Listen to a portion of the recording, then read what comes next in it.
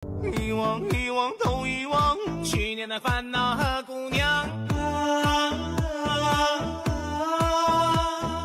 魔幻，魔幻。Belilah sos cili ibu. Lokal lagi gempak. Yes.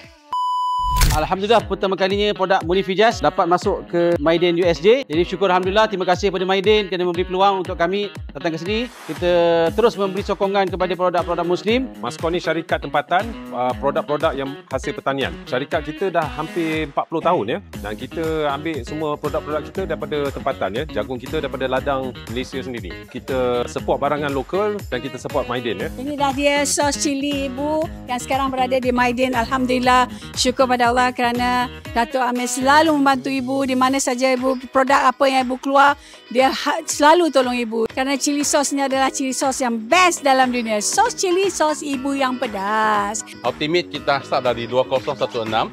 The direction or mission of company kita, we want to provide affordable protein and affordable price. So semua orang boleh dapat protein yang bagus dengan harga rendah.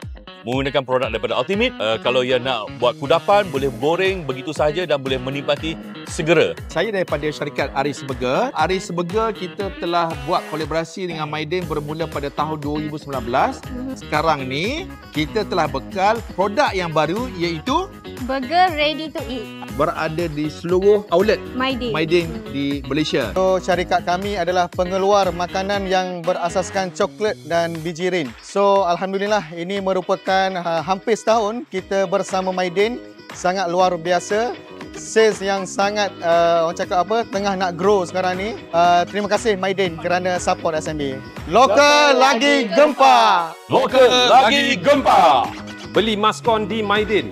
Lokal lagi gempak. Lokal Lagi gempak. Rasulullah, dalam mengenangmu kami susuli lembaran sirahmu. Pahit getir perjuanganmu membawa cahaya kebenaran.